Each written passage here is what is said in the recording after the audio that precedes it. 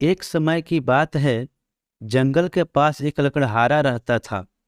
वो जंगल में लकड़ी इकट्ठा करता था और उन्हें पास के बाजार में बेचता था। एक दिन की बात है, वो एक पेड़ काट रहा था। तभी हुआ ये कि गलती से उसकी कुल्हाड़ी पास की एक नदी में गिर गई। नदी बहुत ज्यादा गहरी थी और वास्तव में तेजी से बह रही थी। उसने बहुत प्रयत्न किया अपने कुल्हाड़ी को खोजने की, लेकिन उसे वो वहां नहीं मिली। अब उससे लगा कि उसने कुल्हाड़ी खो दी है।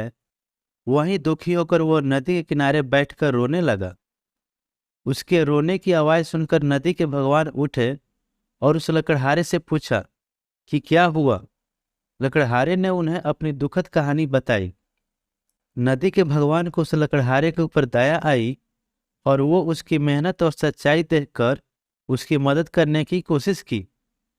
वो नदी में गायब हो गए और एक सुनहरी कुल्हाड़ी वापस लाए, लेकिन लकड़हारे ने कहा कि यह उसका नहीं है।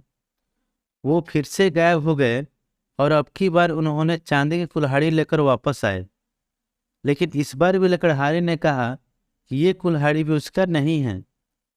अब नदी के भगवान पानी में फिर से गायब हो गए और अब की बार वो एक लोहे की कुल्हाड़ी के साथ वापस आ गए।